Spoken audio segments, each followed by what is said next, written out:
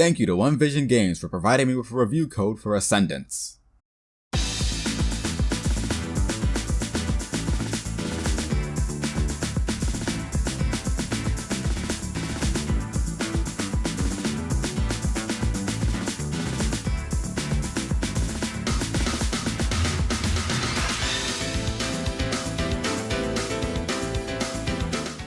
How often do you see a game that'll be coming up for that system you own and think, hey, this looks cool, I'll get it when it comes out, and you either buy it, forget about it completely, and do what I did and ask for a review code through Keymailer? Well, once you get that game, how did you feel?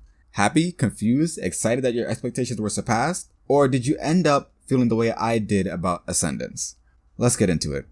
Ascendance is a first-person puzzle and platforming game that requires you to travel across the stage and touch these orbs that will progressively uncover more terrain within the level until you reach the goal. And that's really it. From looking at just the title screen from the start, there are also only 3 stages as well. In terms of how you play the game, you'll be jumping from platform to platform and some boost jumpers and lifts to ascend to further heights. But the main goal is to collect these orbs that reveal the world around you.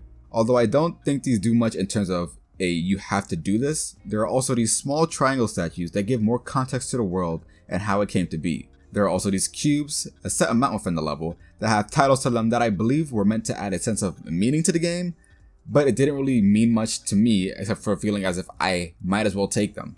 Although the game plays simply, it can be very boring and sometimes frustrating. The gameplay mostly consists of walking around and jumping with the B button, and while it is nice to figure out how to get to new heights and the next goal, any amount of failure at any time will send you right back to the checkpoint, which is the last orb you touched.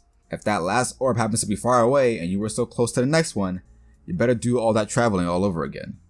In addition, there are so many platforms around that are ways to get other orbs, that they also serve as an obstacle or distraction when attempting to use them to get to newer orbs.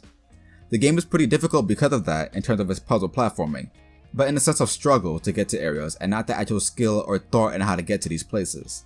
To take it a step further, this game's presentation is completely irritating to me. From the title screen and menus for having to use the cursor, to the amount of blur when moving text is on screen. And I mention the cursor because I'm playing on a Nintendo Switch.